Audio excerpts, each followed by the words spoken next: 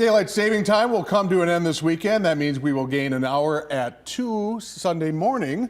But that change could be difficult for children and parents. WIFR reporter Jade Marceau-Mary talks with medical experts about ways to help children through that adjustment and start the week on a happier and more restful note.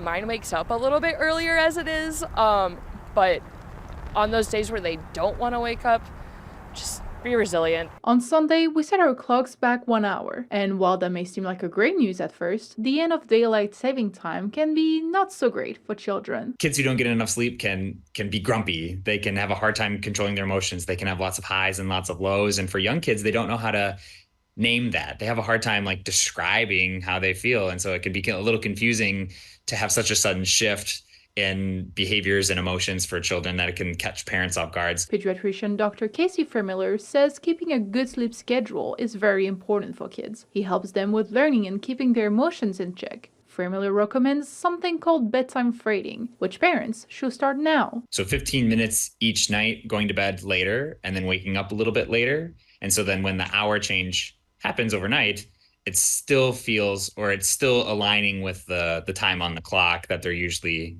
used to waking up to. And Mom Lacey Upman says, if all else fails, make waking up a fun routine. My son doesn't want to get up in the morning. I'll jump on top of him and start bombarding him with kisses and tickles. And that wakes him up in a pretty good mood because he thinks it's funny. In Rockford, Jade Marceau-Mary, WIFR News. Children are not the only one that can be affected by the end of daylight saving time. Even if teenagers can adjust better, they still can feel it on their mental health.